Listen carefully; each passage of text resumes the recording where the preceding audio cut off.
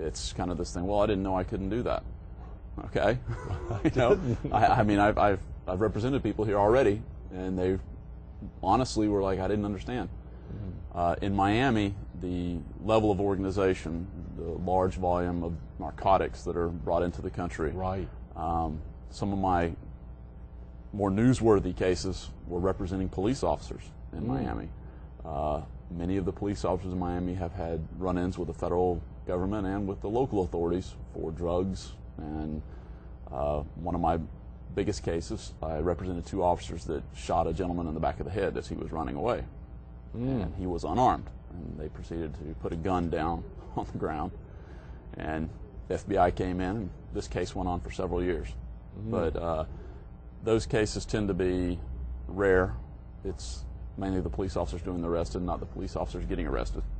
But we've had some pretty exciting ones.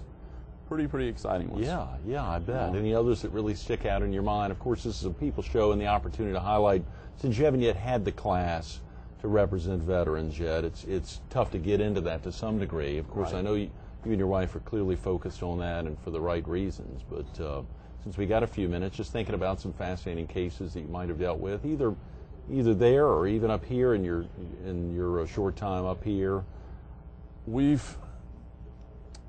It's actually been rather unique at times. The one good thing about the practice of law is you're able to put different hats on. And what I mean by that is you're able to defend someone one day and then have the similar case come in and represent the victim of that same type of case. Right. And it actually, I had a person ask me several weeks ago, how are you able to defend somebody for this, you know, whether it's a DUI or a burglary one day, and then the following week you have the victim of another case come in, not the same one, okay, but and they come in and they go, we want you to represent us against this guy, he did this, this, and this. And it actually, the transition's not too difficult because I can see both sides of the situation. I have defended many people in the past 10 years, but I've also been the victim of crime. And I've had people ask me, you know, how do you defend these people? How do you do this? How do you do that? And I've always said to myself, well, you know, you have to take a step back and say to yourself, am I defending the person or am I defending the system that we have as our justice system? And so being the victim of a crime, I've never gotten too upset because I've always said to myself, I do a lot of defending. Right. And so how can I be a hypocrite and say, oh, this is the most horrible thing in the world? Now, I can understand if you don't have my job. I've felt very sorry for many victims in certain cases. But in other cases, I've also said to myself that my client is the actual victim. And they're a victim of the justice system because at times it doesn't work the way it's supposed to. What are some of the ways the justice system doesn't work? Is it different in Miami or different in Florida courts or in federal court down there than it would be in Florence or Charleston, let's say? Quite honestly, I think Charleston's one of the more fair cities that I've seen. Miami can be a very, we'd like to say, if you're going to get arrested, Miami's a good place to be arrested.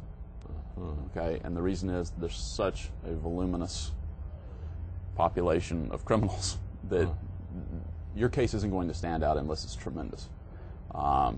Getting arrested here in Horry County, I think the solicitor's office here is very thorough in investigating their cases. But a lot of times they rely on information that's given to them from sources that there's no way for them to check. So what happens is when the justice system isn't working properly, it's not based on a prosecutor's mistake usually or necessarily a police officer's mistake, but the culmination of information and of pointing the finger at someone without confirming that that is actually the person that did the crime. Right. So there's a lot of innocent people sitting in jail, and people don't think that that's happening, but it's all over the country. You know, every time we see somebody vindicated by a DNA test, you say to yourself, well, how did that happen? How did this guy serve 10 years when there was 2 eyewitnesses? Right. You know? You've seen some good examples of that even in your 10+ years of practicing. Yeah, we've had some amazing results. We just set a guy free 2 weeks ago who had served 10 years. 10 years. 10 years. And he got out, and the sad part was the judge ordered him to be released, and this was down in Miami, and the Florida Department of Corrections kept him for another 5 days. So his family was in court waiting for him to leave, and we were waiting, and the Department of Corrections, which is a separate entity, it's part of the executive branch, they said, listen, we're not releasing him until the paperwork gets fully, documented in Tallahassee. So it was bad. We told him, hey, you're going to get released after 10 years of serving your time, and then he's sitting in jail over the weekend, waiting, and waiting. So it can be a challenging profession at times. Yes, Russell. But some of the great aspects of it are clearly those instances of helping to get somebody out. Oh, that's the best part of the job. That's the best feeling in the world, to help somebody. Any other family in the law? You and your wife, clearly, brothers and sisters? Or I have a sister that used to be a district attorney in Georgia. Really? And now she's in private practice. Down in Valdosta as well? Down in Valdosta. Right. And we used to not get along at all when she was a prosecutor. Yeah. We had very different philosophies on life. But now that she's gone into private practice, it's opening up. So it's in the water down in Georgia, it sounds like, or at least in Valdosta. Your folks, are they in the legal profession as well? No, my dad's a businessman. Good, yes. When you think about places in the country to set up a law firm, potentially, what was it about Horry County, about Myrtle Beach in particular, and about the Air Force Base out there next to the Veterans Administration facility there that prompted you and your wife to make this your new second home, third home? Working in reverse chronological order, our office at the Air Force Base was kind of a fluke. I went to a class out there and ended up seeing the office space available. Right. Talked to the owner, and I said, hey, we'll take it. But Myrtle Beach was kind of luck. We had decided last year in Miami that Miami was getting too hot, and that too physically hot. Hot. Not as hot as it is here on Election Day. That's right, on Election Day, June 10th. Thank you. But it is definitely warm. And the weather in Myrtle Beach has got to be some of the best weather in the country. Yeah. It really is amazing. Even when it's really hot, at night you can sit outside, and in Miami at night you're sweating. So what happened, we were actually driving up to Boston to see a client, and we were on our way, and we got, I guess, to Savannah. And we said, hey, let's just go to Myrtle Beach. So we went to Myrtle Beach, and my wife's grandfather was a doctor here back in the 70s and 80s. And he retired as a doctor in Pittsburgh and then reopened his practice here in Myrtle Beach.